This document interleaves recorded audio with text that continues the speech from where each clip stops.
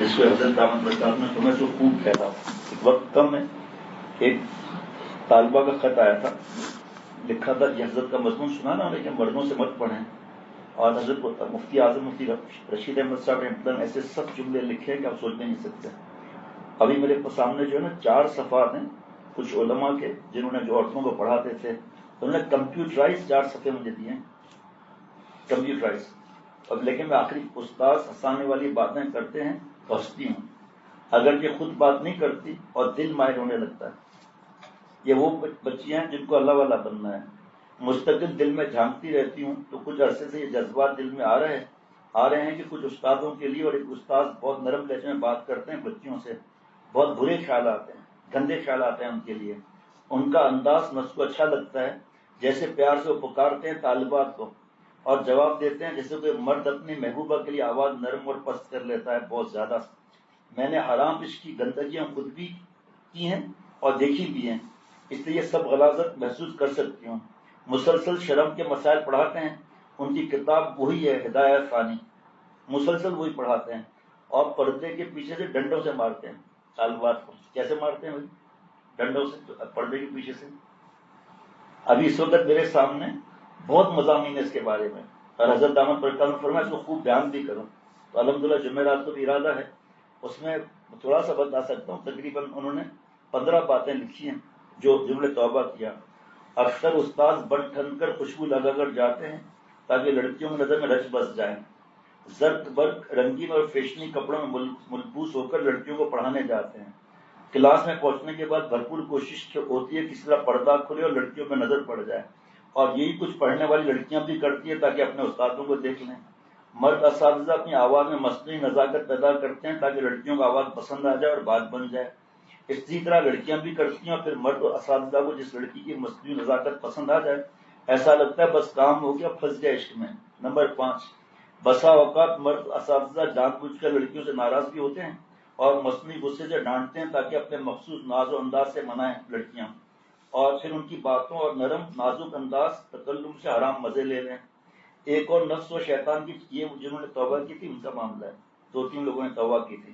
ایک اور نفس, مجھے کیا معلوم یہ بات ہے, ایک اور نفس و شیطان کی چالاکی یہ ہوتی ہے کہ مرد پڑھانے والے لڑکیوں کی آمد و رفت کے اوقات میں باہر ان کے آنے جانے کی جگہوں اور راستوں پر کسی بہانے سے چلے جاتے ہیں تاکہ کسی بہانے سے لڑکیوں کو دیکھیں اور لڑکیاں بھی انہیں دیکھیں, اور بطور تقدس معافی کے اساتذہ بھی انہیں دیکھیں. اور جب وہ اساتذہ کو دیکھ لیے یہ تو نفس خوب حرام مزے لیتا ہے اور خوشی بے انتہا ہوتی ہے کہ آج تو بس میں منظر نظر ہی ہو گیا. 7, بسا اوقات پردے سے پرچیاں آتی ہیں کہ استاد صاحب یہ مسئلہ بتائیں, اور لڑکیوں کی طرف سے بار بار یہ اصرار ہوتا ہے کہ اپنا موبائل نمبر دے دیں تاکہ ہم جب چاہیں آپ سے سبق پوچھیں. پھر سبق تو کیا پوچھتی ہیں, کچھ اور ہی کہانیاں اور عشق کی داستانیں شروع ہو جاتی ہیں. نمبر 8, جب سال کیا ایسے ہی تو لوگ حضرت سے دشمنی نہیں کرتے تھے, بہتان شور شرابہ. حضرت میں کسی سے نہیں ڈرتا, جان کو داؤ پر لگا کر یہ بیان کروں گا. جب سال کے آخر میں کوئی کتاب ختم ہو جاتی ہے تو کلاس میں ایک تقریب کا سما ہو جاتا ہے. ہر لڑکی اپنے گھر سے کچھ نہ کچھ بنا کر اساتذہ کو کھلانے کے لیے لاتی ہے. پھر ہر گھنٹے میں اساتذہ کو یہ مختلف معقولات مشروبات پیش کیے جاتے ہیں. اس درمیان لڑکیاں پوچھتی رہتی ہیں استاد صاحب فلاں ڈش آپ کو کیسی لگی, فلاں کا کیسا ذائقہ ہے, فلاں چیز فلاں لڑکی گھر سے لائی, فلاں ڈش فلاں لڑکی لائی. پھر اساتذہ بھی خوب تعریف کرتے ہیں کہ واہ جی واہ کیا ذائقہ ہے, کیا عمدہ میٹھا بنا ہے, بریانی کا کیا کہنا, کسٹرڈ کا تو پوچھیے مت. نمبر 9, کچھ اداروں میں تو باقاعدہ یہ رسم ہے کہ بڑی کتاب پڑھانے والے اساتذہ کو لڑکیوں کی طرف سے سال کے آخر میں عمدہ سود بطور ہدیہ پیش کیا جاتا ہے, اور سب کو پتہ ہے ہدیہ لینے دینے سے محبت بڑھتی ہے. اس رسم میں ہر سال والی لڑکیاں پچھلے سال کی بنسبت زیادہ خرچ کرتی ہیں تاکہ نام ہو بدنامی نہ ہو. 10, آخری سال میں تو رسموں کی انتہا ہو جاتی ہے. بعض لڑکیاں گھروں میں دعوت و اہتمام کرتی ہیں اور بعض لڑکیاں تعلق والے اساتذہ کو مدعو کرتی ہیں. اس کے علاوہ سال کے آخری یا امتحان کے نتیجے کے بعد کلاس میں ہی اساتذہ کی پرتکلف دعوت کا انتظام کیا جاتا ہے. 11, ستم بالائے ستم یہ بھی دیکھا جاتا ہے کہ بعض اساتذہ اپنے تعلق اور دوستی والی لڑکیوں کو 6 ماہی 6 ماہی امتحان میں تمام پرچے پہلے ہی سے بتا دیتے ہیں, خواہ وہ یہ خود پڑھائیں یا نہ پڑھائیں.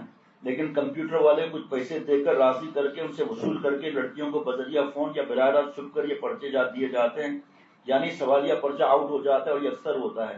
12, یہ خود لکھ رہے ہیں بھائی, لڑکیوں کی طرف سے نہیں ہے. بعض اساتذہ اپنے تعلق والی لڑکیوں گاڑیوں پر تفریح اور ہوٹل میں ساتھ کھانا کھلانے کے لیے لے جاتے ہیں. کئی اداروں سے کافی اساتذہ کو لڑکیوں کے ساتھ عشق کی وجہ سے ذلیل کر کے نکال دیا گیا. بعض کے لڑکیوں کے پیریڈ ختم کر کے صرف لڑکوں تک محدود رہ گئے. پھر ان کا چہرہ دیکھنے کے لائق نہیں ہوتا. وہ اساتذہ ہر وقت روتے رہتے ہیں، پریشان رہتے ہیں.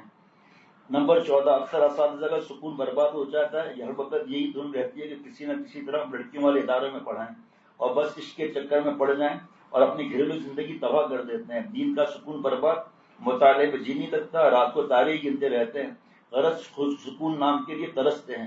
15 آخری، ایسے اساتذہ کی گھریلو زندگی تباہ ہو جاتی ہے. لڑکیوں کے فون آتے ہیں، اساتذہ اپنے اہلیہ کو یہ احساس دلاتے ہیں کہ کسی مرد کا فون ہے اور بات پوچھ رہا ہے، یا فون کے وقت میں گھر سے باہر چلے جاتے ہیں. ہر وقت اپنی گھر والی سے لڑائی جھگڑا ہوتا ہے، گھریلو زندگی جہنم بن جاتی ہے. ہر وقت لڑائی جھگڑا ہوتا ہے. یہ کام اکثر پڑھانے والے کرتے تھے. جن لوگوں نے لڑکیوں کو پڑھانا چھوڑ دیا، اب وہ کہتے ہیں کہ زندگی جنت بن گئی، اور اب یقین ہوا کہ اصل بندگی اور زندگی تو اہل اللہ کی صحبت، ان کی تعلیمات پر عمل، کامل اصلاح کرانا ہے. اور شیخ الرب العجم کو رات دن دعائیں دیتے ہیں رحمۃ اللہ علیہ، ورنہ باقی زندگی نہیں گندگی ہے. پریشانی، نیندیں حرام، گھریلو زندگی تباہ، اور بندہ کہیں کا نہیں رہتا. اللہ مجھے ہم سب کو معاف فرمائے اپنی رحمت سے.